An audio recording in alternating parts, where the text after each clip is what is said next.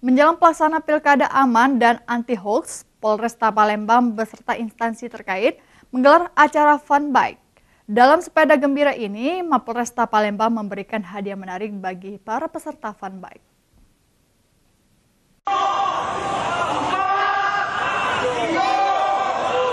Beginilah suasana fun bike atau sepeda gembira yang digelar Mapolresta Palembang dalam rangka kampanye anti-hoax dan Pilkada aman. Bersama TNI, warga sipil, dan pihak pemerintahan kota Palembang.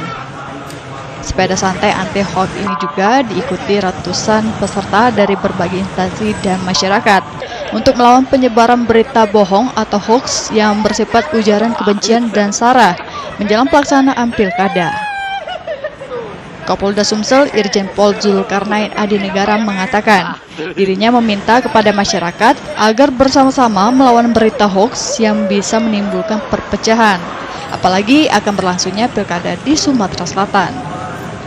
Dan sekali lagi hanya mengingatkan kepada kita bahwa pemilu kada kita ini untuk kita harus mendamai. Kita boleh berbeda pasangan calon, boleh berbeda partai politik, tapi tolong kesatuan-persatuan NKRI yang mengikat kita betul-betul kita pelihara.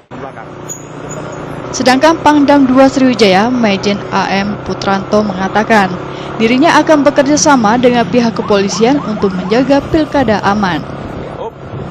Ya, sesuai undang-undang yang kita miliki, undang-undang TNI, bahwa di dalam pelaksanaan salah satu tugas kita, bahwa kita akan membantu tugas pokok Polri dalam rangka Pilkada serentak ini, di mana kekuatan yang ada sesuai dengan permintaan dan kondisi wilayah. Dan kami sudah sepakat dengan Bapak Kapolda dan semua institusi yang lain, bahwa mari kita lakukan secara dewasa. Selain mengajak warga kota Palembang melawan hoax dan menjaga kesehatan, panitia sepeda gembira membagikan bingkisan dan hadiah menarik bagi para peserta.